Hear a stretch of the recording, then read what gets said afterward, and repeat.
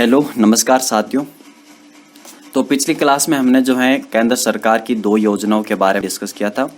विस्तार से हमने जो है दोनों योजनाओं को पढ़ा था। कौन कौन सी योजना पढ़ी थी हमने कल?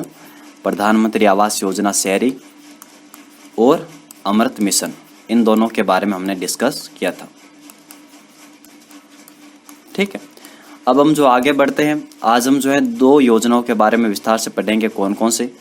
नेशनल अर्बन लाइवलीहुड मिशन यानी राष्ट्रीय शहरी आजीविका मिशन, और इसी के अंतर्गत हम जो है दीनदयाल अंत्योदय योजना NULM राष्ट्रीय शहरी आजीविका मिशन, जो अभी जो है DNULM चल रहा है। हमारा NULM अभी नहीं चलता क्योंकि NULM का नाम ही DNULM कर दिया गया है। और दूसरी हम जो योजना पढ़ेंगे हृदय योजना, जो हेरिटेज सिटी से संबंधित है और काफ़ी ज़्यादा महत्वपूर्ण होगी। यहाँ से फैक्चुअल क्वेश्चन बनेंगे इस योजना से, कोई ज़्यादा बड़ा क्वेश्चन नहीं बनेगा। ठीक है, तो इन दोनों योजनाओं के बारे में हम आज विस्तार से पढ़ेंगे। आगे बढ़ते हैं, आगे बढ़िए। देखें, सबसे पहले हम जो है NULM के बारे में चर्चा करते हैं, राष्ट्रीय शहरी आजीविका मिशन के बारे में। अगर मैं इसकी बात करूँ मित्रों, तो सबसे पहले हम इतिहास को देख लेते हैं इसके, ताकि ये जो योजना हमें आसानी से समझ में आ जाए। अब यहाँ पर मैं आपको लेकर के चलता हूँ इतिहास में, यानी भारत के स्वतंत्रता के बाद जो इतिहास है उसमें लेकर के चलता हूँ आपको।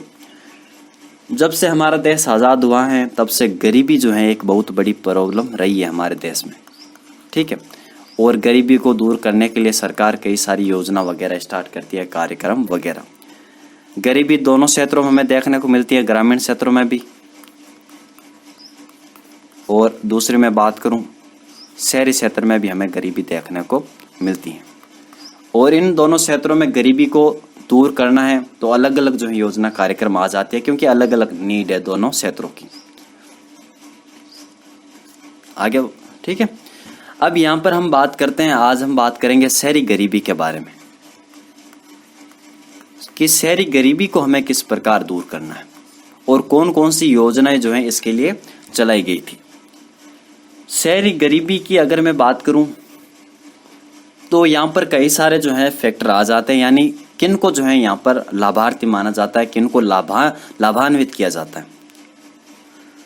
अभी कौन कौन से आ जाते हैं लोग? तो सबसे बड़े जो लोग आ जाते हैं यहाँ पर स्ट्रीट वेंडर्स आ जाते हैं।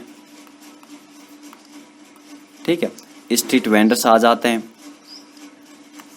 और या फिर जो ऐसे लोग आ जाते हैं जिनके पास ठेला नहीं है और वो अपने हाथ में ही जो है लेकर के चलते हैं अपना सामान और घूमते रहते हैं इधर उधर और अपना सामान बेचते रहते हैं। उनका कोई अपना ठिकाना नहीं होता कि वो एक स्थान पर बैठ करके या फिर एक स्थान पर जो है अपना वो सामान बेच सके, उनका कोई ऐसा स्थान नहीं होता। तो ऐसे लोगों को टारगेट किया जाता है और उन लोगों को जो है बैठने का स्थान दिया जाता है, या फिर उन लोगों को जो है ऐसा स्थान उपलब्ध कराया जाता है ताकि उस स्थान पर बैठ करके अपना सामान वो बेच सके और वो स्थान उनका हो। ठीक है, वो सेफ हो उनका, ताकि जो है जो सरकार है वो उनको वहाँ से हटा नहीं। क्योंकि आप जानते हैं कि ठेला वगैरह इनको परमिशन लेनी पड़ती हैं, और जिनके पास परमिशन नहीं होती है वो बार बार अपना ठेला इधर से उधर करते रहते हैं। ये आप बात जानते हैं अगर शहर से बिलोंग वगैरह करते हो तो। और कुछ शहरी बेगर होते हैं, शहरी बेगर होते हैं, इनको भी टारगेट किया जाता है ऐसी योजनाओं में, क्योंकि शहरी बेगर इनके पास घर नहीं होता है, तो घर नहीं होता है इनके पास, और इनको जो है आश्रय स्थल में रहने को जो है सुविधा उपलब्ध कराई जाती है। ठीक है, इनके लिए आश्रय स्थल वगैरह बनाए जाते हैं ऐसी योजनाओं में। ठीक है, कुछ जो है ऐसे बेरोजगार आ जाते हैं, गरीब लोग आ जाते हैं, गरीब बेरोजगार। ठीक है, जो काम करना चाहते हैं लेकिन बहुत ज़्यादा गरीब है। अब आपको पता है कि जो गरीब लोग होते हैं वो बहुत ज़्यादा उद्यमी होते हैं। क्यों उद्यमी होते हैं?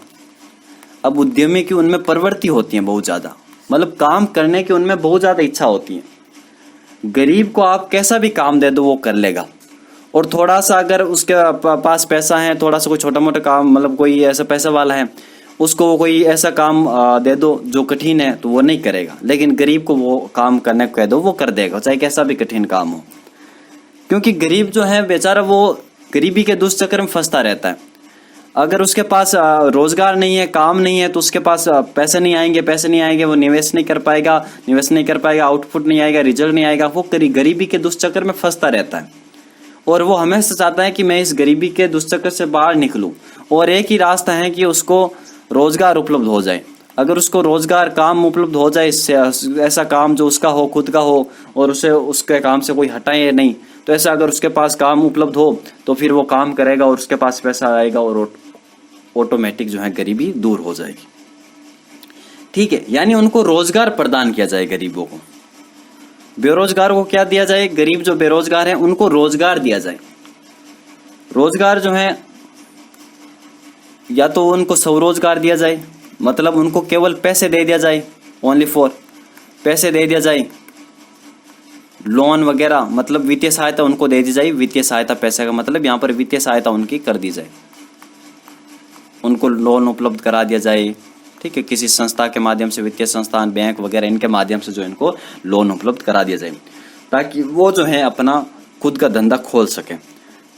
इनमें कौन ऐसे लोग आते हैं? तो इनमें आते हैं माइक्रो एंटरप्राइजेज वाले लोग, यानी जो सूक्ष्म उपक्रम वाले जो लोग हैं, यानी किसी को जो है जूस की दुकान खोलनी है और उसको मशीन चाहिए, और वो जूस मशीन उसको चाहिए, और मशीन खरीदने के लिए उसके पास पैसे नहीं है, तो पैसा नहीं है तो फिर वो नहीं खरीद पाएगा, और नहीं खरीद पाएगा तो वो जूस की दुकान नहीं लगा पाएगा, और गरीबी रहेगी उसके, हमेशा बेरोजगार रहेगा। तो क्यों ना उसको पैसे दे दिया जाए ताकि वो जूस की मशीन खरीद लेगा। नाई, अगर कोई नई दुकान खोल, हेयर ड्रेसर वगैरह खोलना चाहता है, तो क्यों ना उसको पैसे दे दिया जाए और वो दुकान वगैरह उसका स्थल ढूंढ लेगा, और वहां पर जो है जो भी उपकरण चाहिए वो खरीद लेगा और अपना धंधा स्टार्ट कर लेगा। यानी स्वरोजगार, मतलब अपना खुद का धंधा वो स्टार्ट कर ले गरीब बेरोजगार। और या फिर जो है उनको प्रशिक्षण, ट्रेनिंग वगैरह देकर के उनका स्किल डेवलपमेंट किया जाए, उसका कौशल विकास किया जाए, ताकि अगर मैं उसका कौशल विकास कर लूँ, मान लीजिए कोई एक लड़की है, ठीक है, कोई गरीब घर की लड़की है और वो काम करना चाहती है, लेकिन उसके पास कोई ऐसा अनुभव नहीं है कि वो कहीं पर जाकर के काम करे। मान लीजिए वो किसी ब्यूटी पार्लर में काम करना चाहती हैं, ठीक है, ब्यूटी पार्लर में अगर वो काम करना चाहती हैं, और ब्यूटी पार्लर में काम करने के लिए मैं बात करूं, उसको काम करना आता नहीं है कि किस प्रकार जो है ब्यूटी पार्लर का काम किया जाए, तो क्यों ना जो सरकार जो है उसको ट्रेनिंग दे दी जाए कि भाई आप जो है इस प्रकार जो है ब्यूटी पार्लर में काम कर सकते हो, इस प्रकार आप जो भी है वो होता है, वो फेशियल वगैरह वो आप कर लो। ठीक है, तो इस प्रकार वो ट्रेनिंग कार्यक्रम, जो प्रशिक्षण कार्यक्रम होगा, ट्रेनिंग प्रोग्राम, उसमें जाकर के वो ब्यूटी पार्लर वाला काम सीख लेगी। अब जैसे ही वो लड़की काम सीख लेगी, तो या तो कोई उसे ऑफर आ जाएगा किसी ब्यूटी पार्लर का, आप यहाँ पर आ जाओ और हमारे यहाँ पर काम कर लो, या फिर जो है लड़की खुद का भी ब्यूटी पार्लर को ओपन कर सकती है, उसके पास अगर अनुभव है तो, या फिर किसी जो है दूसरे ब्यूटी पार्लर में जाकर के वो काम कर सकती है। यानी उसको जो है मैं बात करूं तो उसका स्किल डेवलपमेंट कर दिया जाए, अपना भले ही वो धंधा खुद का स्टार्ट नहीं करे, उसको कौशल विकास प्रदान कर दिया जाए, ताकि वो जो है बाजार आधारित रोजगार हासिल कर ले। जो कुशल मजदूरी रोजगार होता है, बाजार आधारित जो रोजगार है वो जो है वो हासिल कर ले, या फिर कुशल मजदूरी रोजगार वो हासिल कर ले। ठीक है, ऐसा रोजगार जिसमें जो है थोड़ा सा स्किल चाहिए, और उसके बाद उसको मजदूरी मिल जाएगी। ठीक है, क्योंकि आपने देखा होगा मनरेगा वगैरह, इसमें अकुशल आते हैं, इसमें अकुशल मजदूरी रोजगार होता है। और जैसे कुशल की बात करूं, जैसे कि ब्यूटी पार्लर में आपको अगर काम करना है, नाई की दुकान में अगर काम करना है, तो आपको बाल काटने आने चाहिए। ब्यूटी पार्लर में जाते हो तो ब्यूटी पार्लर में जो भी वो होता है वो आपको करना आना चाहिए। ठीक है, जिसमें थोड़ा सा स्किल चाहिए, जो है कसीदाकारी, उसमें अगर सिलाई वगैरह वो करना चाहते हो तो भी आपको सिलाई वगैरह आनी चाहिए ना। ऐसा नहीं है हर कोई सिलाई कर लेगा, मुझे जो है बैठा दिया जाए सिलाई मशीन पर, क्या है कि भाई सिलाई कर, भाई अगर मुझे खड्डा खोदना है कहीं तो वो तो मैं आराम से खोद दूंगा। ठीक है, और अगर मुझे ये सिलने को कोई कहा जाए कि भाई मेरे जो है कपड़े सिल, तो मैं सिल पाऊंगा क्या? नहीं सिल पाऊंगा, क्योंकि इसमें थोड़ा सा स्किल चाहिए। तो कुशल मजदूरी रोजगार जो है उनको प्रदान किया जाए, और कुशल मजदूरी रोजगार प्रदान करने के लिए उनको ट्रेनिंग वगैरह देनी चाहिए। वो ट्रेनिंग देने के लिए सरकार जो है प्रोग्राम चलाती हैं, और उन प्रोग्रामों जो है योजना में शामिल करती है और क्रियान्वित कराती हैं। ठीक, आगे बढ़े। ये कुछ आपको जो है बैकग्राउंड समझ में आया होगा। तो NUL में यही चलेगा, और NULM से जो पहले योजनाएं थी, यानी जिन योजनाओं को मर्ज करके जो है स्वर्ण जयंती शहरी रोजगार योजना बनेगी, और फिर स्वर्ण जयंती शहरी रोजगार योजनाओं को जो है राष्ट्रीय शहरी आजीविका मिशन का नाम दे दिया गया। फिर राष्ट्रीय शहरी आजीविका मिशन को दीनदयाल अंत्योदय योजना राष्ट्रीय शहरी आजीविका मिशन नाम दे दिया गया। यहाँ पर नाम का खेल चल रहा है, लेकिन अगर मैं बात करूं इसमें जो मूलभूत जो अवधारणा होती है, जो इसमें मूलभूत बात छिपी होती है कि किस प्रकार हमें गरीबी को दूर करना है, तो जो मैंने आपको ये अभी डायग्राम समझाया कि किस प्रकार गरीब उद्यमी होता है, उसको जो बस कौशल विकास कर दिया जाए, उसको स्वरोजगार के लिए उसको जो है पैसे दे दिया जाए, ठीक है, जो बेघर वगैरह उनको आश्रय स्थल प्रदान किया जाए। कुछ अगर ऐसा काम कर दो तो हो सकता है कि कुछ स्तर पर वहां पर लोगों को बेरोजगारी जो है दूर होगी, बेरोजगारी दूर होगी, उनके पास पैसे आएंगे, जो गरीबी है उनकी वो गरीबी दूर हो जाएगी। तो ये जो है फ्लो चार्ट ऐसा चलता रहता है। अब जो चीजें देखो याद रखनी है, क्या रखनी है, इतिहास की मैं बात कर रहा था कि मैं आपको इतिहास में लेकर के चलता हूँ, मैंने बात वहीं पर छोड़ दी थी, ठीक है, आगे बात करता हूँ। मैं इतिहास में लेकर के चलता हूँ। एक योजना आई थी नेहरू रोजगार योजना, और ये योजना 1989 के पास समथिंग आई थी, और उस समय जो मैं बात करूं राजीव गांधी जी की सरकार थी, और राजीव गांधी ने जो है इस योजना को स्टार्ट किया था, ठीक है। 1989 का साल तो बहुत ही ज़्यादा इंपॉर्टेंट होता है, ठीक है। तो 1989 जो साल है उसमें जो है नेहरू रोजगार योजना आई थी, और नेहरू रोजगार योजना में बात करें तो लोगों को जो है जो गरीब बेरोजगार हैं उनको रोजगार प्रदान करके उनकी गरीबी को दूर करना था, ठीक है। उसमें रेशियो 60-40 का था, वो हमें याद नहीं रखना होता है, क्योंकि रेशियो इसका याद हो जाए एनयूएलएम का वही काफ़ी है। और उसके बाद 1991 के आसपास एक योजना आती है जिसको हम कहते हैं UBSP। क्या कहते हैं? UBSP, यानी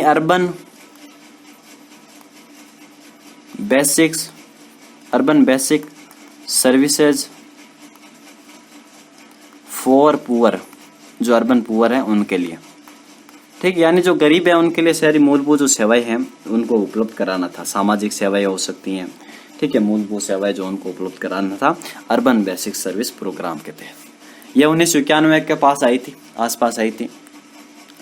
और उसके बाद एक और प्रोग्राम योजना आती है जिसका नाम काफ़ी ज़्यादा बड़ा है, तो आप बस केवल ये नाम याद रख लीजिए, प्रधानमंत्री एकीकृत, शायद मेरे हिसाब से ये होना चाहिए क्योंकि दिमाग से स्लिप हो गया, प्रधानमंत्री एकीकृत शहरी गरीबी निवारण कार्यक्रम, प्रधानमंत्री integrated urban poverty reduction programme, कुछ ऐसा का नाम है इसका इंग्लिश में, ठीक है। तो ये जो है प्रोग्राम आया था, और ये जो कार्यक्रम ये बहुत ज्यादा विस्तृत था मित्रों, और इसमें 5-6 कंपोनेंट आते थे, और ये जो 5-6 कंपोनेंट है इस कार्यक्रम के, वो मुझे एकदम बिल्कुल मिलते जुलते लगते हैं डे एनयूएलएम के। तो ठीक है, ये प्रोग्राम जो है यहीं पर रिपीट होंगे, ऐसा नहीं है कि डे एनयूएलएम एकदम नई बनी योजना, नहीं, पुरानी योजनाओं में जो जो बात होती है उनको जो है ला करके एक योजनाओं में डाल दिया जाता है। तो इन तीनों में जो भी बातें थी इन तीनों की बातें डाल दी गई एक योजना में 1 दिसंबर 1997 में। ये मैं बात कर रहा हूँ प्रधानमंत्री एकीकृत शहरी गरीबी निवारण कार्यक्रम, ये 1995 के आसपास आया था, 1995-94 के आसपास ये आया था।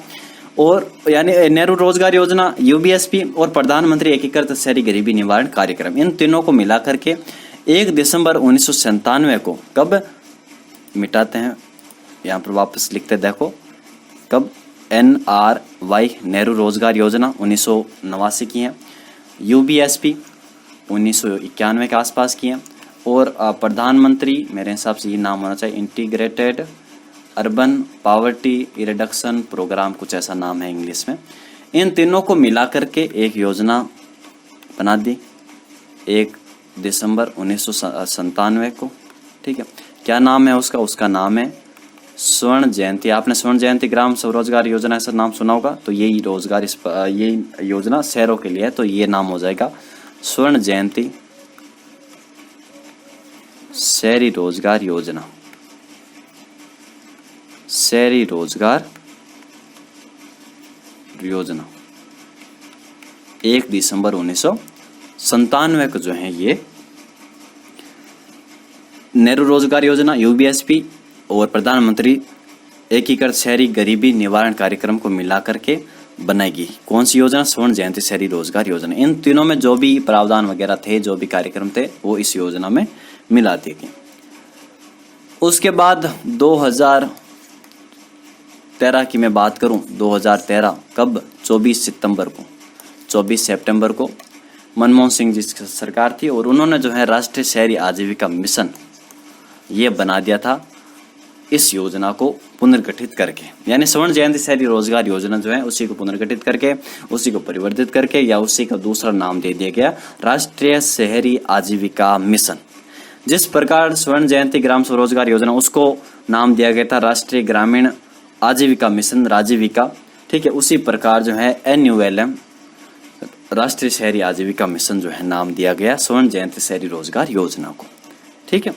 बात यहाँ पर भी नहीं रुकती है, बात और आगे बढ़ जाती है जब 2016 में, कब 19 फरवरी 2016 में इस योजना को जो है नाम दे दिया गया दीनदयाल अंत्योदय योजना NULM, कब 19 फरवरी 2016 को।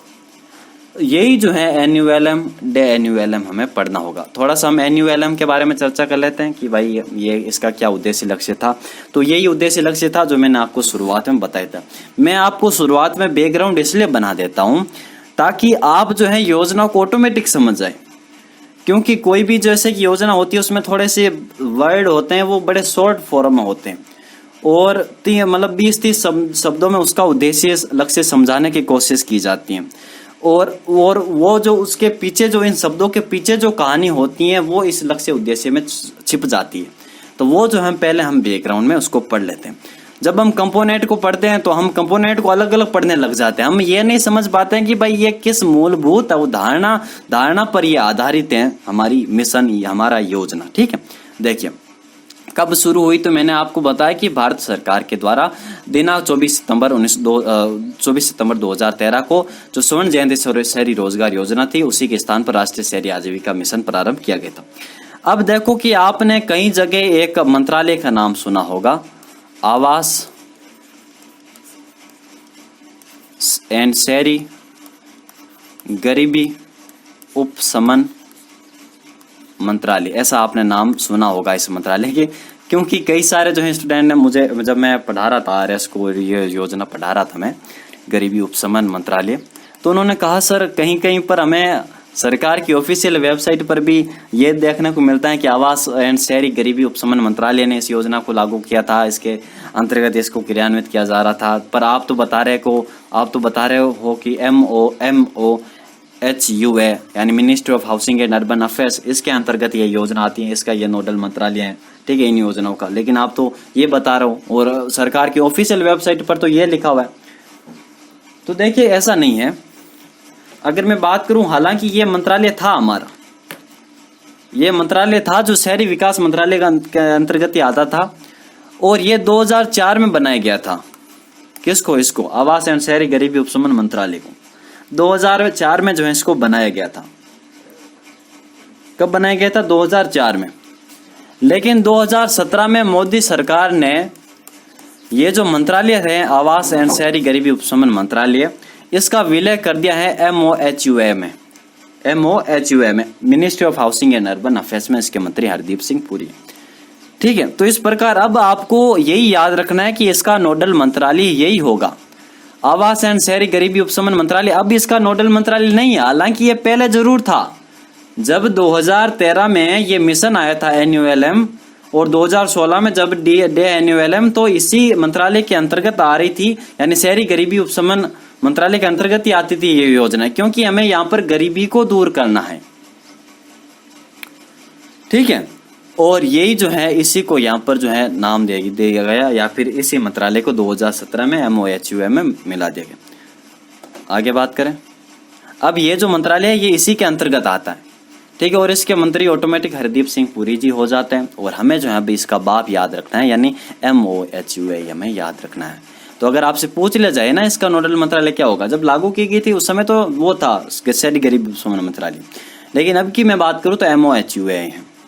तो कब शुरू की गई थी? तो 24 सितंबर 2013 को जो है ये शुरू किया गया था राष्ट्रीय शहरी आजीविका मिशन, जो पहले था स्वर्ण जयंती शहरी रोजगार योजना, उसी के स्थान पर। इसका उद्देश्य क्या है?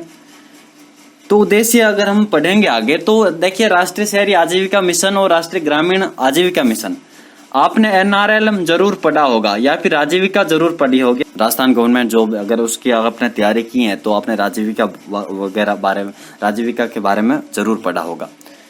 ठीक है, तो उसमें क्या होता था, ज्यादातर जो है एसएचजी का ही वहां पर नाम आता है, यानी सेल्फ हेल्प ग्रुप का नाम आता है, सेल्फ हेल्प ग्रुप का। अगर आप गांव से बिलोंग करते हो तो आपके घर जो है आपके घर पर ये आरओ वाले लोग आए हुए हैं। आरओ कौन है, तो रिसर्च ऑर्गेनाइजेशन, ये शहरों में होते हैं आरओ। आरओ क्या करते हैं कि ये प्राइवेट वगैरह प्राइवेट सेक्टर के होते हैं, निजी सेक्टर के, और ये घर घर जाते हैं और एसएचजी बनाने के लिए जो लोगों को प्रेरित करते हैं, उनको फायदा बताता है कि आप एसएचजी बनाओ, ग्रुप बनाओ, हम आपको ये सहायता देंगे। ठीक है, ये गांव में भी होता, हमारे गांव में हमारे घर पर भी आए थे ऐसे लोग कि भाई आप बनाओ बनाओ, और हमने हमारी जो है मम्मी वगैरह इन्होंने भी जो अपना एक ग्रुप बनाया था महिलाओं का, और उनको जो है सहायता, वित्तीय सहायता मिली थी एनआरएलएम के तहत, क्योंकि हम गांव से बिलोंग करते हैं। और शहरों में भी जो है ऐसे सेल्फ हेल्प ग्रुप बनाए जाते हैं। मान लीजिए कोई महिलाओं का ग्रुप है जो पापड़ जो है पापड़ बनाना चाहती है और उनको बेचना चाहती हैं, ठीक है, या फिर कोई ऐसा कसीदा कार्य का काम करना चाहती है, कोई ऐसा काम जो महिला घर बैठ करके आसानी से कर सकती है, आराम से कर सकती है, तो वो अपना जो है ब्रांड बनाना चाहती है और उनको बेचना चाहती है। और उनको जो है अब आपको पता है कि अगर बेचना चाहती हैं तो उनको वित्तीय सहायता जरूर प्रदान करनी होती है, क्योंकि मैं बात करूं तो घर पर ये सामान बनाना आसान होता है, लेकिन अगर हम मार्केट में बेचने जाए तो कई सारे फैक्टर आ जाते हैं और ये चीजें महंगी हो जाती हैं। ठीक है, एक हम बात करें यूट्यूब पर पढ़ाना आसान होता है, बस टैबलेट ओपन किया, सो जो भी है आप ओपन करो और पढ़ाओ और अपलोड कर दो। लेकिन वहीं अगर आप जो है पेड कोर्स लाते हो, वहीं आप अपना ऐप से पढ़ाते हो, वेबसाइट पर पढ़ाते हो, तो बहुत सारे अन्य फैक्टर जुड़ जाते हैं। आपको ध्यान रखना पड़ता है, पेड जो ग्रुप है उनका मेंटेन करना पड़ता है, अरेंज करना पड़ता है सभी लोगों का। ठीक है, बहुत सारे अन्य फैक्टर जुड़ जाते हैं। जब हम यहाँ पर पैसों की बात आती है वित्तीय सहायता, फ्री की हम बात करें, भले ही बना करके बेचो, कुछ भी आप करो, तो बनाना आसान है, लेकिन बेचना बहुत मुश्किल होता है, क्योंकि अन्य फैक्टर बाजार कारक जो है बहुत जुड़ जाते हैं इसमें। तो इन्हीं को जो है इन्हीं के जो प्रोडक्ट्स को बाजारों में बेचने के लिए जो है वित्तीय सहायता जरूर प्रदान करनी होती है, और ये वित्तीय सहायता सरकार के द्वारा जो है प्रदान की जाती है। ठीक है, तो इस प्रकार ये जो सारी महिलाएं होगी, 10-20 महिलाएं, जितनी भी ये महिलाएं हैं, ये अपना ग्रुप बनाएगी। अगर मैं बात करूं, ऐसे हम बात करेंगे एनयूएलएम के तहत। अब देखो आप यहाँ पर ये कंफ्यूज होने लगे, सर यहाँ पर आप सारी बात बता रहे हो, हमें लगता है कि आपने कंटेंट नहीं शामिल किया इसमें। नहीं, ऐसा नहीं है। देखो यहाँ पर ये एनयूएलएम के कंपोनेंट्स आएंगे जो हम पढ़ेंगे, social mobilisation and institution development, ठीक है, ये self employment programme, employment through skill training, ये सारे कंपोनेंट आएंगे जो हम चर्चा करेंगे। ठीक है, लेकिन पहले मैं आपको बैकग्राउंड बता रहा हूँ। तो यहाँ पर जो है महिलाओं को क्या ग्रुप वगैरह बनाया जाता है, एसएचजी वगैरह, सेल्फ हेल्प ग्रुप, और इनको जो है बैंकों के माध्यम से जो है वित्तीय सहायता प्रदान करवाई जाती है। तो यही था कि भाई इनको जो है सशक्त आधारभूत स्तर की संस्थाओं में संगठित करने, कौशल विकास के लिए जो है, ठीक है, कौशल विकास के लिए जो प्रशिक्षण वगैरह इनको प्रदान करने। तो इसका उद्देश्य क्या है एनयूएलएम का? तो अगर उद्देश्य की मैं बात करूं तो एनयूएलएम जो शहरी गरीब हैं, शहरी गरीबों को जो है सशक्त आधारभूत स्तर के संस्थानों में संगठित करने और कौशल विकास के लिए उनको प्रशिक्षण, ट्रेनिंग वगैरह प्रदान करके उनको रोजगार के अवसर सृजित करने लायक बनाना, और जिससे जो है बाजार आधारित रोजगार प्राप्त होगा उनको, कुशल मजदूरी रोजगार उनको प्राप्त होगा, और आसानी से वो जो है ऋण सुनिश्चित करके स्वरोजगार उद्यम स्थापित करने में सहायता प्रदान की जाएगी। तो ऐसा कुछ उद्देश्य हमारा एनयूएलएम का जो मैंने आपको बताया। ठीक है, यानी उन्हें जो है कुशल मजदूरी रोजगार उनको उपलब्ध कराना होगा, उन्हें स्वरोजगार उपलब्ध कराने, स्वरोजगार अपना स्टार्ट करने के लिए उनको वित्तीय सहायता देनी होगी।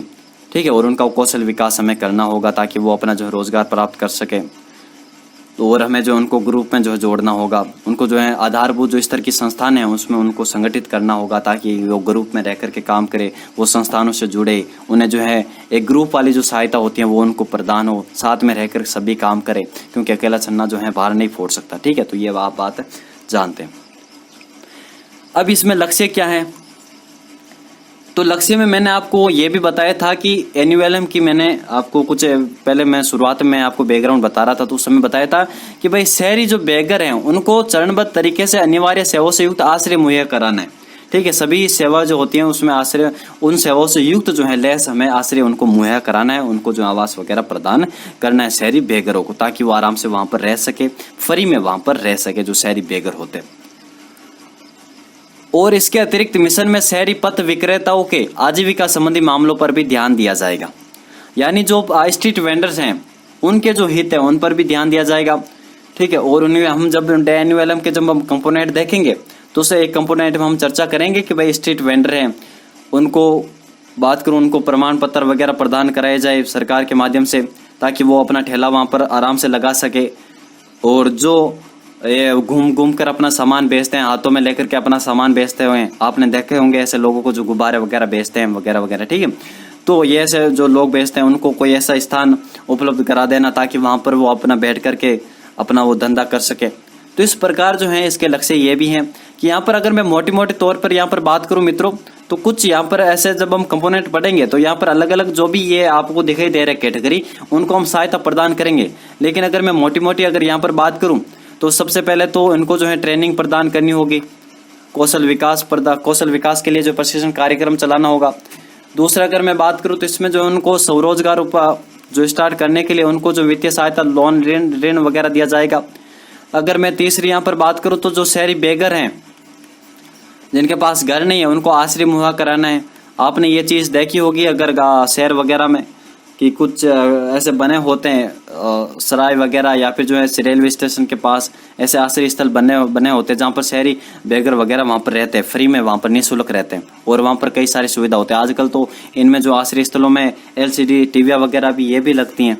अगर अच्छा अभी हाल फिलहाल में अगर वो बना हुआ है तो इन शहरी जो बेघर है उनको आश्रय स्थल हमें प्रदान करना होगा। स्ट्रीट वेंडर्स है, इनके हितों को जो हमें यहाँ पर देखना होगा, इनकी सहायता करनी पड़ेगी। तो ये कुछ ऐसे यहाँ पर जो है इन लोगों को यहाँ पर सहायता प्रदान की जाएगी इस प्रकार। और यही जो आगे जब हम कंपोनेंट पढ़ेंगे तो उन कंपोनेंट में ये लोग आएंगे। अब यहाँ पर मैं बात करूँ इसकी क्या क्या विशेषता है और इसमें जो है किन शहरों को शामिल किया गया है DNULM के तहत या NULM के तहत। तो ये आपको पता है कि 2013 में जो है ये आया था NULM, और उस समय जो आपको पता है कि 2012 से 2017 तक हमारा क्या चल रहा था, 12वीं पंचवर्षीय योजना चल रही थी। और 12वीं पंचवर्षीय योजना में NULM का कार्यान्वयन किस में किया जा रहा था, तो सभी जिला मुख्यालय पर, जो सभी जिला मुख्यालय उन कस्बों में सभी जिला मुख्य, जैसे कि अगर नागौर है जो नागौर जिला मुख्यालय वहां पर, और 2000 की जनगणना के अनुसार 1 लाख और उससे अधिक आबादी वाले अन्य कस्बों में किया जाएगा। यानी जो जिला मुख्यालय इसकी बल्कि 1 लाख से कम हो जनसंख्या चलेगी, जिला मुख्यालय प्लस ऐसे कस्बे, ऐसे शहर जिनकी जनसंख्या जो है 1 लाख से अधिक है, तो इनमें जो है NULM चलाएगा। कौन? हमारी सरकार। अब हम आगे देखेंगे कि जो हमारी ये योजना है, जो भी मिशन है हमारा राष्ट्रीय शहरी आजीविका मिशन, जब NULM बन जाएगा ये, तो ये किस प्रकार क्रियान्वित होगा आगे। वैसे हम जानते हैं कि भाई कोई भी जो शहर से संबंधित कोई भी योजना होती है वो MOHU है, इसके अंतर्गत आती है, इस मंत्रालय के अंतर्गत आती है। और इन योजनाओं को जो है हमारे राजस्थान की अगर मैं बात करूं तो स्वायत्त शासन विभाग है, ये करता है, ये क्रियान्वित कराता है। इसके अंतर्गत DL भी होती है, ठीक है, DL भी होती है, डिपार्टमेंट ऑफ लोकल बॉडीज। तो ये जो है इनको क्रियान्वित कराता है। फिर जिला स्तर पर समिति बनती है, राज्य स्तर पर समिति बनती है, तो ये मिलकर के जो है इसको क्रियान्वित कराते हैं। और वैसे हम बात करेंगे कि भाई ये नगर पालिका जिनकी जनसंख्या 1 लाख से अधिक है, यानी इसमें नगर परिषद आती है, जाता नगर परिषद और नगर निगम, ये इन जनसंख्या वाले एरिया में यानी इन नगर पालिकाओं में जो है क्या ये जो है मिशन चलाया जाता है। तो आपको ये याद रखना है कि भाई ये कहाँ पर चलाया जाता है। तो जिला मुख्यालय, अगर उनकी जनसंख्या 1 लाख से कम है तो भी चलेगी, जिला मुख्यालय प्लस ऐसे शहर, ऐसे कस्बे जिनकी जनसंख्या 1 लाख से अधिक है 2011 की जनगणना के अनुसार। ठीक है, अब यहाँ पर बात करें कौन सी लक्षित आबादी है, तो NULM का प्राथमिक जो लक्ष्य है वो शहरी बेघर व्यक्तियों सहित शहरी गरीब व्यक्ति है। शहरी बेघरों को तो आश्रय स्थल उपलब्ध कराना है, और शहरी जो गरीब व्यक्ति है उनको रोजगार उपलब्ध कराना, उनकी गरीबी को दूर करना है। NULM में अगर मैं वित्त पोषण की बात करूं, यानी NULM की वित्तीय अनुपात की अगर मैं बात करूं, तो यहाँ पर हमें वित्तीय अनुपात देखने को मिलता है 75-25 का, क्योंकि स्वर्ण जयंती जो शहरी रोजगार योजना थी शहरी रोजगार योजना, उसमें भी यही वित्तीय अनुपात था और यही वित्तीय अनुपात हमें एनयूएलएम में देखने को मिलता है। लेकिन मोदी जी की सरकार में हर एक योजना का जो वित्तीय पैटर्न हो जाता 60-40। कोई भी योजना अगर उसका नाम चेंज किया है और पहले योजना थी, उसका पैटर्न, वित्तीय पैटर्न भी चेंज हो जाता है, क्योंकि अब जो है सरकार सारा पैसा खर्च नहीं करती है। ठीक है, अब जो है राज्यों को ज्यादातर योगदान कराया जाता है, क्योंकि पहले जो है राज्यों के पास इतने पैसे नहीं होते थे। अब जो है राज्य अपने खुद की एक तरीके से उद्योगों का विकास करने लगा है, खुद का अपने, आपको पता है कि नीति आयोग जो है किस प्रकार राज्यों को सहायता प्रदान करता है, उनके एक्सपोर्ट में सहायता कर रहा है। तो अब यहाँ पर उंगली पकड़ के उनको आगे तक नहीं चलाया जाएगा। अब उनको जो है, उनको जो भी सहायता होती है वो एक तरीके से मैं बात करूं नैतिक सहायता या नीति सहायता जो होती है, बुद्धिजीवी वाली सहायता, वो उनको प्रदान की जाती है, उनको केवल सलाह दी जाती है। अब काम जो है राज्य अपने हिसाब से करते हैं। तो अभी इनकी आमदनी भी वृद्धि हुई है, क्योंकि राज्य अपने हिसाब से जो है अपने संसाधन जो भी अपने राज्य में है, राज्य क्षेत्र में, उन संसाधनों का अधिकतम उपयोग करके जो है आमदनी प्राप्त करने की कोशिश करता है। तो इस प्रकार अब ज्यादातर जो नई योजना उसमें जो वित्तीय पैटर्न 60-40 या फिर जो है 50-50 रहता है। कम योजना ऐसी होती है जिसमें जो है 100% जो है केंद्र सरकार लागू करती है। ठीक है, तो ये हम बात करें 75-25 का यहाँ पर वित्तीय अनुपात देखने को मिलता है एनयूएल में, और डे एनयूएल में 60-40 का यह अनुपात हो जाता है। तो आपके मन में ये शंका होगी सर, दीनदयाल अंत्योदय योजना राष्ट्रीय शहरी आजीविका मिशन में तो 60-40 का वित्तीय अनुपात बताया जा रहा है और यहाँ पर एनयूएल में 75-25 का बताया जा रहा है। तो ये आपको अंतर याद मतलब ये अंतर आपको पता चल गया होगा भाई क्यों अंतर है। तो केंद्र और राज्य के बीच 75-25 की वित्तीय अनुपात जो है होगा, और जो भी विशेष राज्य होता है वहां पर आपको पता है कि 90-10 का अनुपात हो जाता है। आगे बात करते हैं। देखिए, अब यहाँ पर जो है हमें इतना ही पढ़ना था, हमें केवल एनयूएलएम के बारे में चर्चा करनी थी कि भाई ये हमारा एनयूएलएम है। अब यहाँ पर हम चर्चा करते हैं डीएवाई एनयूएलएम की, जो हमें ये इंपॉर्टेंट, इसके जो कंपोनेंट है वो हमें याद रखने होंगे। तो राष्ट्रीय शहरी आजीविका मिशन, उसी को जो है 19 फरवरी 2016 को जो है दीनदयाल अंत्योदय योजना राष्ट्रीय शहरी आजीविका मिशन जो है नाम दे दिया गया। ठीक है, राष्ट्रीय शहरी आजीविका मिशन को दीनदयाल अंत्योदय योजना राष्ट्रीय शहरी आजीविका मिशन कब नाम दिया गया? तो 19 फरवरी 2016 को नाम दिया गया था। ठीक है, और दीनदयाल अंत्योदय उपाध्याय योजना जो हम बात करें 2014 में आई थी, और ये कौशल विकास से संबंधित थी। ठीक है, जो ग्रामीण और शहरी क्षेत्र दोनों में चलाई जा रही थी। और उसके बाद 2016 में जो राष्ट्रीय शहरी आजीविका मिशन को दीनदयाल अंत्योदय योजना में शामिल करके उसका जो है सब कुछ नाम चेंज करके ये जो प्रावधान है वो एनयूएलएम के सारे प्रावधान है वो डीएवाई एनयूएलएम में मिला दिए जाते हैं। ऐसे कोई ये नहीं है कि भाई डीएवाई एनयूएलएम नई योजना बनाएगी, नहीं, एनयूएलएम कोई नया नाम दिया गया। ठीक है, समझ में आ गया होगा। और इस योजना के तहत शहरी क्षेत्रों के लिए दीनदयाल उपाध्याय अंत्योदय योजना के अंतर्गत सभी 4041 शहरों और कस्बों को कवर कर पूरे शहरी आबादी को लगभग कवर किया जाएगा। वर्तमान में सभी शहरी गरीबी उन्मूलन कार्यक्रमों में केवल 790 कस्बों और शहरों को कवर किया गया। ठीक है, तो इन्हें 790 कस्बों को जो है यहाँ पर जो एनयूएलएम डीएवाई एनयूएलएम चलाया जा रहा है। ये हमारे लिए ज्यादा इंपॉर्टेंट नहीं है, क्योंकि यहाँ पर कोई शहर वगैरह नहीं पूछे जाते, यहाँ पर कंपोनेंट से क्वेश्चन बनेंगे आगे। इसका क्या उद्देश्य है? तो वही है कि भाई गरीबी जो है, शहरी गरीबी, उसको दूर करना है, उसके जो है दूर करना, उसकी बेहता को कम करना, और इसके लिए हमें लाभकारी स्वरोजगार और कुशल मजदूरी रोजगार के अवसर जो है उपलब्ध कराने होंगे। उनकी जो गरीब है उन रोजगार तक उनकी पहुंच बढ़ानी होगी, और उनको सक्षम बनाने के लिए जो है हमें कौशल विकास करना होगा।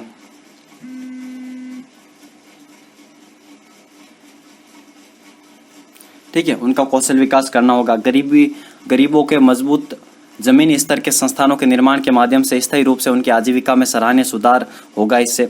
और मिशन का उद्देश्य शहरी बेघरों को चरणबद्ध तरीके से आवश्यक सेवाओं से लैस आश्रय प्रदान करना है। तो वही उद्देश्य है इसका, जो एनयूएलएम का, कोई नई योजना नहीं है कि आपको उद्देश्य याद रखना है इसका। अब देखिए कंपोनेंट्स, ये ज्यादा इंपॉर्टेंट है। इन कंपोनेंट्स को आपको विस्तार से पढ़ना होगा, हर एक चीज को यहाँ पर देखिए याद करनी होगी। सबसे पहले तो 7 कंपोनेंट आपको ध्यान रखने हैं कि भाई इस मिशन में 7 कंपोनेंट आते हैं। जिस प्रकार प्रधानमंत्री आवास योजना में हमने 5 कंपोनेंट देखे थे। कौन कौन से 7 कंपोनेंट? देखिए, पहला कंपोनेंट है, आपको इंग्लिश में ही नाम याद करना होगा। मैं हिंदी में बता सकता हूँ लेकिन फिर भी आपको इंग्लिश में याद रखना होगा, क्योंकि वहां पर जो है नामों में थोड़ा सा होता है, ऐसे जो हिंदी ये नाम है उनका वो अलग तरीके से उसका अनुदान करे, और फिर हमें जो लगे कि भाई ये नहीं होगा, ये नहीं हो, तो हमें गलती ना हो, इसलिए हम बात करें मित्रों, आपको इंग्लिश में याद करें। ठीक है, तो आपको इंग्लिश में याद करना होगा। पहला कंपोनेंट है social mobilisation and institution development, ठीक है, यानी उनको एक संस्थानों के माध्यम से उनको पुनर्गठित करना होगा, उनको गठित करना होगा, संस्थानों के माध्यम से जो है यहाँ पर लोगों को जोड़ना होगा। कि कौन सी संस्था होगी, तो एसएचजी होते हैं, सेल्फ हेल्प ग्रुप, इनका यहाँ पर गठन किया जाएगा इसके तहत। और इसमें आपको पता है ज्यादातर महिला सदस्यों को शामिल किया जाता है, ज्यादातर महिला ही होती है, पुरुषों का तो मैंने देखा नहीं, कम ही बनता सेल्फ हेल्प ग्रुप, हालांकि बनते हैं, हमारे यहाँ पर बना था, लेकिन बहुत ज्यादा कम बनते, ज्यादातर महिलाओं को जो सेल्फ हेल्प ग्रुप बनाया जाता है।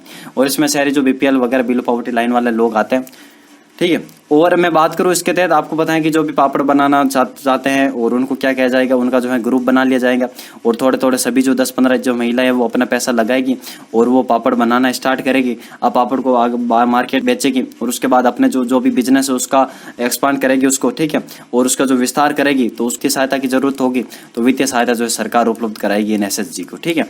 प्रारंभिक समर्थन जो दिया जाता है 10,000 का दिया जाता है और उसके बाद 50,000 रुपये जो है बढ़ता जाता ही है। आपने देखा होगा कि शुरुआत में जो एसएचजी को कम मिलता है, ठीक है, जाता है। हाँ, यहाँ पर जो हम बात करें, यहाँ पर महिला को ग्रुप बना था हमारे घर के आस मोहल्ले में, तो यहाँ पर 30,000 उनको शुरुआत मिले थे, उसके बाद उनकी राशि बढ़ती गई थी, ठीक है। तो इसी प्रकार यही है, यहाँ पर होता है प्रारंभिक समर्थन कम दिया जाता है ताकि एक तरीके से विश्वास इनका जुटाना पड़ता है, ठीक है, ताकि अच्छा काम करे, पहले कम रुपए में आप अच्छा काम करो, फिर आप अपना धीरे धीरे जो है अपने वृद्धि करते जाओ काम में।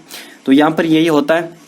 तो वित्तीय समर्थन प्रारंभिक रूप से 10,000 दिया जाता है ग्रुप को, सेल्फ हेल्प ग्रुप, इसमें ज्यादातर महिलाएं होती है सदस्य और शहरी बीपीएल परिवारों को जो है महिला शामिल किए जाते हैं, जो गरीब होते हैं उनको।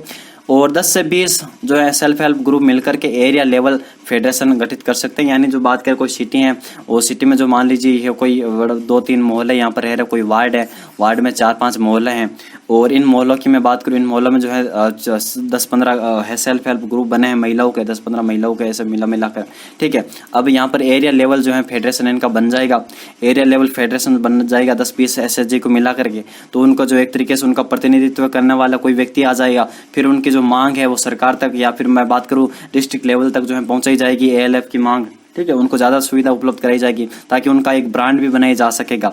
जब ज़्यादा एसएचजी मिलेंगे तो उनका ब्रांड भी बनाया जा सकता है।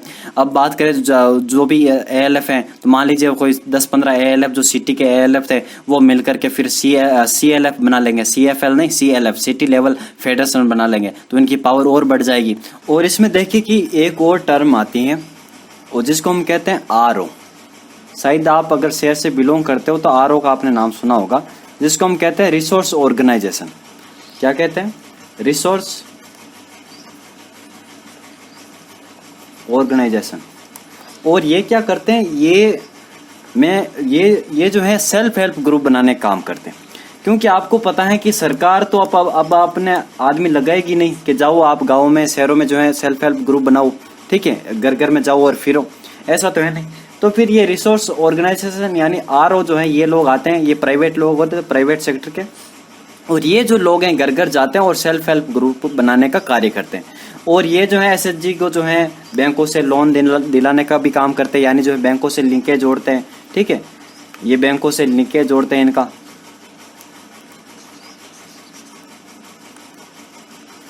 बैंकों से जो है लिंकेज या बैंकों से जो है इनको ऋण दिलाते हैं ये, और अन्य गतिविधियां ये लोग करते हैं। कौन? आरओ लोग। देखिए आगे लिखा हुआ जैसे कि आरओ रिसर्च ऑर्गेनाइजेशन यानी एसएचजी, एएलएफ, सीएलएफ आदि के गठन, उनके विकास बैंक से लिंकेज तथा इससे संबंधित अन्य समस्त गतिविधियों के लिए आरओ का सहयोग लिया जाता है, ठीक है। तो आरओ जो है रिसोर्स, यहाँ पर रिसोर्स होगा, ठीक है, रिसोर्स ऑर्गेनाइजेशन होगा, रिसोर्स ऑर्गेनाइजेशन होगा, ठीक है। और दूसरी एक टर्म आती है सीएलसी यानी सिटी लाइवलीहुड सेंटर, शहरी आजीविका केंद्र। प्रत्येक शहर में जो है एक शहरी आजीविका केंद्र स्थापित किया जाता है, ठीक है, किसके तहत? एनयूएलएम के तहत। प्रत्येक शहर में एक जो है शहरी आजीविका केंद्र होगा और यहाँ पर जो है शहरी गरीबों द्वारा अपनी सेवाएं तथा उत्पादन बेचने व बैंकिंग तथा प्रशिक्षण संबंधित अन्य कार्यवाहियां की जाती हैं, ठीक है। तो ये आपको दोनों जो है याद रखने होंगे, एक इस कंपोनेंट में आता है पहले कंपोनेंट में यानी social mobilisation and institution development में आरओ और सीएलसी का भी आपको जो है याद रखना होगा। यानी अब दूसरा कंपोनेंट है सेल्फ एम्प्लॉयमेंट प्रोग्राम, यानी इसमें क्या होता है एसईपी कंपोनेंट में तो कोई भी जो व्यक्ति है अपना जो भी स्वरोजगार स्टार्ट करना चाहता है, जैसे कि मान लीजिए कोई नाई की दुकान खोलना चाहता है, कोई भी ऐसा काम करना चाहता है और इस काम के लिए उसको पैसा चाहिए, तो वो जो है इस कंपोनेंट के तहत उनको लोन दिया जाएगा बैंकों के माध्यम से। ठीक है, तो बैंकों के माध्यम से उनको ऋण उपलब्ध कराया जाएगा और ऋण पर जो उनको ब्याज सब्सिडी वगैरह दी जा सकती है। 2 लाख मान लीजिए उनको ऋण दे दिया गया 2 लाख रुपए का। ठीक है, ऐसे इनको जो है ऋण दे दिया जाता है। व्यक्तिगत अगर ऋण की मैं बात करूँ तो 2 लाख रुपए तक ऋण मिलता है। अगर कोई ग्रुप बना हुआ है, इनका ग्रुप में कोई काम करना चाहते हैं तो 10 लाख रुपए तक इनको ऋण मिल सकता है। और फिर इन पर जो ब्याज लगता है, ठीक है, जो भी ब्याज इंटरेस्ट रेट होती है इनकी, और इंटरेस्ट रेट पर इनको सब्सिडी प्रदान कर दी जाती है और इनको जो है 7% ही जो है ब्याज चुकाना पड़ता है। 7% से ऊपर वाला जो भी है वो यहाँ पर कौन चुकाता है, वो यहाँ पर सरकार चुकाती है। ठीक है, तो ये बात आपको याद रखनी है। 7% से अधिक जो भी ऋण होता है, जो भी ब्याज रेट होते हैं, वो कौन चुकाता है, वो सरकार चुकाती है। तो इनको यहाँ पर क्या दिया जाता है, बैंकों के माध्यम से इनको ऋण दिया जाता है। ये बात आपको याद रखनी है, सेल्फ एम्प्लॉयमेंट प्रोग्राम है। अब तीसरा कंपोनेंट कौन सा है, तो तीसरा कंपोनेंट मैंने बताया था कि भाई जो गरीब है उनको कौशल विकास प्रदान कर दो और अपना जो है रोजगार स्टार्ट कर, जो भी है रोजगार अपना, कहीं उसको रोजगार मिल जाएगा, कुशल मजदूरी रोजगार उनको मिल जाएगा, बाजार आधारित रोजगार। तो employment through skill training and placement, EST and P, ये जो कंपोनेंट है डे एनुअलम का, ये ज्यादा इंपॉर्टेंट है। क्यों इंपॉर्टेंट है, मान लीजिए मैंने आपको वो उदाहरण दिया था कि कोई लड़की है ब्यूटी पार्लर का काम करना चाहती है लेकिन वो काम करना नहीं आता उसको, और वो जाएगी ट्रेनिंग में, वहां पर वो सीखेगी ब्यूटी पार्लर का काम और फिर वो जा करके उसको जॉब मिल जाएगी। तो यही काम होता है कि इस घटक के तहत शहरी गरीबों के कौशल विकास हेतु प्रशिक्षण दिलाना और फिर प्रशिक्षण के उपरांत स्वरोजगार उपलब्ध कराने का इसमें प्रावधान है। किसमें, तीसरे कंपोनेंट में। चौथा कंपोनेंट कौन सा है, तो शेल्टर फॉर अर्बन होमलेस, यानी इसमें बात करें तो जो शहरी बेघर होते हैं उनको आश्रय स्थल उपलब्ध कराया जाता है। तो और अन्य सुविधा इसमें उपलब्ध होती है। आपको पता है कि कई शहरों में जो आश्रय स्थल बने होते हैं। जो भी हम बात करें बस डिपो के पास, रेलवे स्टेशन के पास जो है ऐसे आपने आश्रय स्थल देखे होंगे भीड़ भाड़ वाले एरिया में। तो ये शहरी बेघरों को जो है उनको आश्रय स्थल उपलब्ध कराया जाता है ताकि रात गुजारा वो आराम से कर सके वहां पर।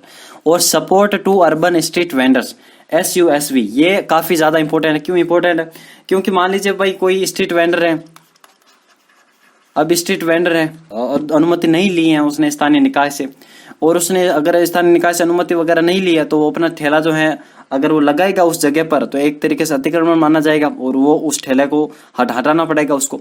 तो इस प्रकार जो स्ट्रीट वेंडर्स के सामने ये प्रॉब्लम होती है। तो इसमें जो है स्ट्रीट वेंडर्स वगैरह जो हो इनकी सहायता की जाती है। जो भी शहर है, मान लीजिए कोई शहर जैसे कि नागौर है, अब नागौर में ये देखा जाएगा कि भाई कौन कौन स्ट्रीट वेंडर है, तो कि भाई ये स्ट्रीट वेंडर है, इनका सर्वे किया जाएगा और स्ट्रीट वेंडर का सर्वे किया जाने के बाद इनको ये जो भी अनुमति प्रदान पत्र होता है, जो भी प्रमाण पत्र होता है वो उनको दे दिया जाएगा और अनुमति जो भी प्रमाण पत्र है वो लेकर के फिर अपना जो है ठेला लगा सकते हैं। और कोई मान लीजिए ऐसा व्यक्ति है जो घूम घूम कर अपना जो है फेरी वाला है, कोई घूम घूम कर अपना सामान जो बेचता है और उसके पास कोई ऐसा स्थान नहीं है जहां पर वो अपना एक जगह रह करके सामान बेच सके, तो इस प्रकार ऐसे उसको स्थान भी उपलब्ध कराया जाता है। और जो माइक्रो एंटरप्राइज हैं उनके विकास में वित्तीय सहायता उपलब्ध कराना, सामाजिक सुरक्षा उपलब्ध कराना आदि कार्य सम्मिलित हैं इसमें। किसमें, support to urban street vendors. तो ये है 5वां कंपोनेंट SUSV। छठा घटक कौन सा, इसका छठा कंपोनेंट कौन सा है, तो मित्रों तो देखिए इनोवेशन एंड स्पेशल प्रोजेक्ट्स। इस इनोवेशन एंड स्पेशल प्रोजेक्ट्स, इसमें क्या होता है कि अभी जो हमने ऊपर कंपोनेंट देखे थे कि भाई स्वरोजगार देने के लिए, जो स्वरोजगार स्टार्ट करने के लिए लोन देना, ठीक है, कौशल विकास के लिए प्रशिक्षण कार्यक्रम चलाना, जो शहरी बेघर उनको आश्रय स्थल देना, तो सेल्फ हेल्प ग्रुप का जो है गठन करके उनको वित्तीय सहायता उपलब्ध कराना, ठीक है, और स्ट्रीट वेंडर को सहायता देना। अगर इसके संबंध में कोई इनोवेशन है ऐसा जिससे इन लोगों को फायदा मिलेगा तो फिर ऐसे इनोवेटिव जो प्रोजेक्ट होते हैं इनको जो है इनको अनुदान दिया जाता है। इस घटक के तहत इनोवेटिव प्रोजेक्ट के लिए अनुदान दिया जाता है, छठे घटक के तहत। 7वां कंपोनेंट कौन सा है, तो 7वें की बात करें तो कैपेसिटी बिल्डिंग एंड ट्रेनिंग। इसमें क्या होता है कि इसमें जो हम बात करें इनकी कैपेसिटी बिल्डिंग की जाती है। किनकी, जैसे कि मान लीजिए कोई शहरी है, जैसे कि मान नागौर परिषद है और नागौर परिषद में ये हमें योजना क्रियान्वित करनी है डे एनुअलम, और इसमें हम बात करें इन लोगों को ये नहीं पता होता कि भाई हम इस योजना को किस प्रकार क्रियान्वित करें, कहाँ से शुरू करें। तो इसके लिए जो है निदेशालय के जो है प्रोजेक्ट सेल में डे एनुअलम के लिए स्टेट मिशन मैनेजमेंट यूनिट बनाए जाते हैं राज्य स्तर पर, और जिला स्तर पर बात करें तो DMMU district mission management unit का गठन किया जाता है। यानी कैपेसिटी बिल्डिंग एंड ट्रेनिंग, जो है इनको किनको जो हमारे स्थानीय निकाय उनको यहाँ पर से ट्रेनिंग वगैरह दी जाती है इस योजना के लागू करने के लिए, इस योजना का बेहतर जो है क्रियान्वयन करने के लिए। तो इस प्रकार के हमारे जो है डे एनुअल है, इस प्रकार हमारा राष्ट्रीय शहरी आजीविका मिशन है। ठीक है, तो ये आपको यहाँ पर याद करना होगा मित्रों। तो ये बातें हैं, ये आप ध्यान रखिए। ऐसी कुछ बातें, योजना की मुख्य विशेषता, कितने कितने पैसे मिले जाते हैं। ठीक है, तो जो भी प्रशिक्षण करना चाहता है उसको 15,000 रुपये की सहायता दी जाती है। अगर वो पूर्वोत्तर जम्मू कश्मीर का है तो फिर 18,000 रुपये की सहायता मिलती है इनको। और शहरी आजीविका केंद्रों के जरिए शहरी नागरिकों द्वारा शहरी गरीबों को बाजार उन्मुख कौशल में प्रशिक्षित करने की बड़ी मांग को पूरा किया जाएगा। और सामाजिक एकजुटता और संस्था विकास, ये हमने पहला कंपोनेंट देखा था। ठीक है, उसके बाद हमने जो है कई सारे अन्य कंपोनेंट भी देखे और इसमें हमने शहरी गरीबों को सब्सिडी ये भी देखा। जो भी माइक्रो एंटरप्राइजेज वगैरह ये स्टार्ट करना चाहते हैं, कोई ऐसा छोटा मोटा काम स्टार्ट करना चाहते हैं तो उनको 2 लाख रुपए तक की व्यक्तिगत स्तर पर जो सहायता दी जाती है। अगर सामूहिक है, समूह उद्यम है तो वहाँ पर 10 लाख रुपए देके और उसमें इंटरेस्ट सब्सिडी दी जाती है, इंटरेस्ट रेट पर सब्सिडी मिलती है उनको। और शहरी निराश्रय के लिए जो है जो भी शहरी बेघर हैं उनको आश्रय स्थल उपलब्ध कराया जाता है। ठीक है, तो ये कुछ ऐसा यहाँ पर इस योजना में या फिर इस मिशन में शामिल है। आगे बात करें, अब यहाँ पर हम हरदी योजना को देखते हैं। कौन सी योजना? हरदी योजना। सबसे पहले तो आपको इसकी फुल फॉर्म याद रखनी होगी। क्या है गुरुजी इसकी full form? Heritage city development and augmentation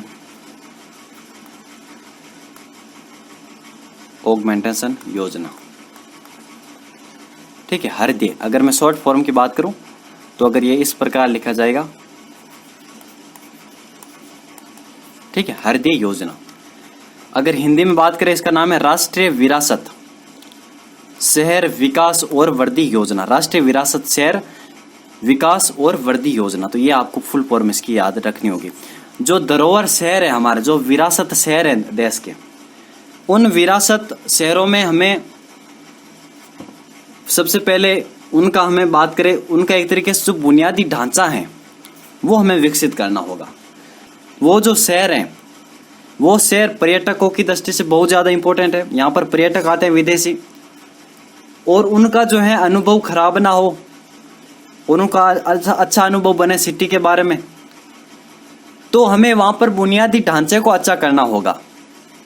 ठीक है, वहाँ पर सड़कें अच्छी करनी होगी, वहाँ पर स्वच्छता का ध्यान रखना होगा,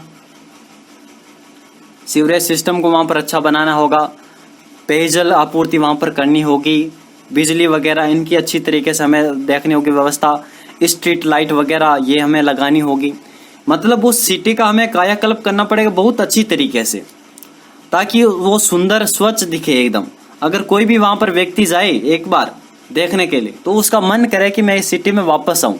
आपने देखा होगा कई सारे यूट्यूबर्स वगैरह से होते हैं जिनका मतलब कई जो वीडियोस डालते रहते हैं इसके संदर्भ में, जो कहीं घूमने जाते हैं और उनका अगर खराब अनुभव होता वहाँ पर, या फिर वो उनका स्कैम हो जाता है, उनका वहाँ पर लोगों ने अगर स्कैम कर दिया, या फिर जो है उनको वहाँ पर जो व्यवस्था होती है सड़कों पर, भीड़ भाड़ सड़कें, ट्रैफिक जो है कई घंटों तक वहाँ पर नहीं ओपन हो, तो अगर उस सिटी में अगर ऐसा देखने को मिले हम, ठीक है, अच्छी पेयजल सुविधा नहीं हो, जो गंदा पानी है वो सड़कों पर आ रहा हो, ठीक है, वो व्यक्ति ये हो सकता है वहाँ पर अच्छा मोन्यूमेंट है लेकिन वो जाएगा नहीं, उस शहर की वो शक्ल देख कर ही वो रुक जाएगा वहीं पर। ठीक है, तो हमेशा जो व्यक्ति ऐसा प्रेफर करता है कि अच्छी सिटी में जाए वो, तो इस प्रकार अगर शहर स्वच्छ वगैरह है तो वो अच्छा दिखता है, सुंदर दिखता है और उसकी अच्छी छवि रहती है, पर्यटक वगैरह आते हैं तो भी उनके लिए एक अच्छा अनुभव होता है वहाँ पर। तो ये बातें कुछ यहाँ पर आती हैं, यानी हमें शहरों का जो बुनियादी ढांचा है वो हमें यहाँ पर विकसित करना होगा। क्या कर लेंगे बुनियादी ढांचा विकसित करके? अब आपको पता है कि हमारे राजस्थान की बात करें तो पर्यटन को उद्योग का दर्जा दे दिया गया है। अब पर्यटन को उद्योग का दर्जा क्यों दिया गया? भाई इसमें इनकम है, इसमें राज्य सरकार को आय प्राप्त होती है, इसीलिए ना, इसीलिए इसको उद्योग का दर्जा दिया गया है। अब यहाँ पर हम बात करें पर्यटन की, तो हर राज्य जो है सरकार, हमारा केंद्र सरकार चाहती है कि हम जो अपने देश के जो भी विरासत स्थल है उनका भरपूर जो है उनका जो है उपयोधन किया जाए, क्योंकि अभी मेहरानगढ़ जैसे दुर्ग है जोधपुर कितना अच्छा है। अगर सोचे कि अगर उसको उसके बारे में पूरे देश में पूरे दुनिया में उसके बारे में पता चले तो कई सारे यहाँ पर लोग घूमने आएंगे। जिन लोगों को पता होता है वही यहाँ पर घूमने आते हैं। कई लोगों को ये पता ही नहीं होता कि भाई ऐसा कुछ वहाँ पर है, यूनिक है, बहुत अच्छा है, सुंदर है, वो शहर इतना अच्छा दिखता है, वहाँ पर जाकर के देखिए हम वहाँ पर वेकेशन मनाएंगे। ठीक है, तो हमेशा जो है आप ऐसे शहर के बारे में ही सोचते हो अगर आप वेकेशन के लिए जाते हो कहीं पर, मालदीव वगैरह वहां पर जाते हो, क्योंकि वहां पर कितना सब कुछ सुंदर है। वहां पर ऐसा नहीं है कि वहां पर प्रकृति सुंदर है, नहीं, वहां पर मैनेजमेंट भी अच्छा है, वहां पर बुनियादी सुविधा अच्छी है, अन्य फैक्टर वहां पर जुड़ जाते हैं सारे। तो हमें जो है पर्यटन और विरासत क्षेत्र की असीमित क्षमता का दोहन करना है, और इसी के लिए भारत सरकार ने विरासत शहरों में एक एकीकृत, समावेशी और सतत विकास लाने का फैसला किया है। और उस उद्देश्य के लिए हृदय योजना, heritage city development and augmentation योजना, हृदय स्कीम जो लागू की है। ठीक है, राष्ट्रीय धरोहर शहर विकास और वृद्धि योजना तो कब शुरू हुई है गुरुजी? 21 जनवरी 2015 को। कब तक चली थी? तो 31 मार्च 2019 को ये चली थी, 31 मार्च 2019 तक। कितने रुपए खर्च किए गए थे? तो 500 करोड़ रुपए जो है इसमें लागत है, या फिर इतना वित्तीय प्रावधान इसमें किया गया था। ठीक है, तो योजना के क्रियान्वयन के लिए 500 करोड़ रुपए की योजना बनाई गई थी। और इस योजना में हमें क्या करना था? तो इस योजना में जो है मित्रों मूल विरासत से जुड़ी नागरिक बुनियादी ढांचा परियोजनाओं के विकास का इसमें समर्थन किया गया है, जिसमें शहरों की विरासत, धार्मिक, सांस्कृतिक और पर्यटन संपत्तियों के आसपास के क्षेत्रों के लिए शहरी बुनियादी ढांचे का पुनरुद्धार शामिल है। इन पहलों में जल आपूर्ति, स्वच्छता, जल निकासी, अपशिष्ट प्रबंधन, पहुंच मार्ग, फुटपाथ, स्ट्रीट लाइट, पर्यटक सुविधाएं, बिजली की वायरिंग, भू निर्माण और ऐसी नागरिक सेवाओं का विकास शामिल है। यानी हमें उस मॉन्यूमेंट के आसपास हमें उसका अच्छा विकास करना है। आपने जैसे कि आपने देखा होगा जब डोनाल्ड ट्रंप जो आए थे हमारे भारत में, और जब वो ताजमहल देखने गए तो आगरा में जो स्लम्स वगैरह इनको छुपाने के लिए वो दीवार वगैरह बनाई गई थी। तो ऐसा आपने देखा मतलब मीडिया में, या फिर आपने कहीं ऐसा पढ़ा होगा मीम में, फेसबुक वगैरह में ऐसी ज़्यादा वायरल होती हैं न्यूज़ें। तो वहां पर देखा होगा ये जरूरत क्यों पड़ गई सरकार को, क्योंकि हालांकि ताजमहल तो अच्छा है, खूबसूरत है, एक अगर ताजमहल का फोटो लिया जाए तो खूबसूरत दिखता है, लेकिन ताजमहल के ऊपर जो है चारों तरफ उसके अगर एरिया को देखा जाए तो आपको जो है कमियां दिखाई देगी। ठीक है, आपको कोई ना कोई कमी जरूर दिखाई देगी। या तो अच्छी सड़क नहीं है, टूटी फूटी सड़क है, स्ट्रीट लाइट नहीं है वहां पर, ठीक है, सीवरेज सिस्टम प्रणाली जो अच्छी नहीं है, स्वच्छता का ध्यान नहीं रखा जा रहा है, तो आपको दिख जाएगा, कहीं ना कहीं दिख जाएगा। वही मैं नागौर की बात कर लेता हूँ। हालांकि यहाँ पर जो नागौर दुर्ग है जो है अमर सिंह राठौड़ की छतरी है, लेकिन अगर मैं नागौर की बात करूँ तो एक एरिया, पुराना एरिया, इतना मतलब गंदी तरीके से है, धूल हमेशा उड़ती रहती है, सड़कें टूटी हुई हैं, बहुत सारी प्रॉब्लम है उस एरिया। तो अगर उसी एरिया को हमें यहाँ पर पुनरुद्धार करना है, उसको हमें अच्छा बनाना है, जो भी हेरिटेज सिटी है। ठीक है, इसमें किन शहरों को शामिल किया गया? भाई कितने रुपए? पहले तो मुझे ये बताओ जी, 500 करोड़ है। तो 500 करोड़ में ऐसे तो है नहीं कि सारे आप विरासत शहरों को शामिल कर लोगे, कुछ चुनिंदे शहरों को शामिल करना होगा जो ज्यादा महत्वपूर्ण है, जैसे कि अजमेर हो गया, अमृतसर, अमरावती, बादामी, द्वारका, गया, कांचीपुरम, मथुरा, पुरी, वाराणसी, वेलंकनी, वारंगल, इनको यहाँ पर जो है चिन्हित किया गया इस योजना के तहत। यानी इन जो है 12 शहरों को जो है फायदा मिला था हृदय योजना में। ठीक है, हृदय योजना 4 मुख्य क्षेत्रों पर केंद्रित थी: भौतिक आधारभूत संरचना, आर्थिक आधारभूत संरचना, सामाजिक आधारभूत संरचना और संस्थागत आधारभूत संरचना। ठीक है, और इसके क्या क्या उद्देश्य थे? तो यही थे, ये मतलब ये इसमें काम किए गए थे। देखिए कि इसका उद्देश्य कई विरासत संवेदनशील बुनियादी ढांचे की योजना, विकास और कार्यान्वयन करना, पर्यटकों के लिए शहर के अनूठे चरित्र से सीधे जुड़ने के लिए हृदय योजना का उद्देश्य विरासत स्थलों को संरक्षित और पुनर्जीवित करना है, पर्यटकों के लिए सुविधाओं में सुधार के लिए सार्वजनिक सुविधाओं, शौचालयों, स्ट्रीट लाइट्स, पानी के नल और आधुनिक तकनीकों के रोजगार जैसी बुनियादी सुविधाओं और सेवाओं को लागू करने और बढ़ाने के लिए। ठीक, यहाँ पर रोजगार नहीं आएगा। समावेशी विरासत आधारित जो उद्योग है उसको प्राप्त करने के लिए, स्थानीय क्षमता को बढ़ाने के लिए, ऐतिहासिक शहरों के मुख्य क्षेत्रों में सेवा वितरण और बुनियादी ढांचे का प्रावधान करना। तो मतलब वहां पर बुनियादी ढांचे का हमें विकास करना है, जिससे जो है शहर की अच्छी छवि बनेगी। ठीक है, उसका विकास होगा, लोग उसके बारे में जानेंगे, उस शहर के बारे में, उन शहर के बारे में अच्छी छवि बनेगी उनकी, और उन विरासत स्थलों को संरक्षित करना होगा ताकि भविष्य में जो है ये स्थल जो है एकदम संरक्षित रहे। पर्यटन और सांस्कृतिक सुविधाओं के बीच प्रभावी संबंध बनाने और प्राकृतिक और निर्मित विरासत के संरक्षण के लिए शहरी विरासत के अनुकूल पुनर्वास और रखरखाव करना और ऐतिहासिक इमारतों की रेट्रोफिटिंग के लिए उपयुक्त तकनीकों को विकसित करना, अनुकूल शहरी पुनर्वास के लिए प्रभावी सार्वजनिक निजी भागीदारी की स्थापना करना, प्रबंधन करना। ठीक है, तो ये है बस उसमें जो है तकनीकों को जोड़ना, हमें यहाँ पर जो बुनियादी ढांचे को अच्छा करना है। तो ये इससे संबंधित हृदय योजना है। आपको यहाँ पर याद यही रखना है कि कब शुरू की गई, कब तक चली, ठीक है, क्या इसका नाम है, ये एग्जाम में सीधा आ सकता है, हृदय योजना का पूरा नाम क्या है, क्यों शुरू की गई। ठीक है, तो ये कुछ हमें चीजें याद रखनी है, कितना इसमें जो है वित्तीय प्रावधान किया गया था। तो कुछ ज्यादा बड़ी ये योजना नहीं है हमारी हृदय योजना। तो मिलते हैं आपसे नेक्स्ट वीडियो में। धन्यवाद।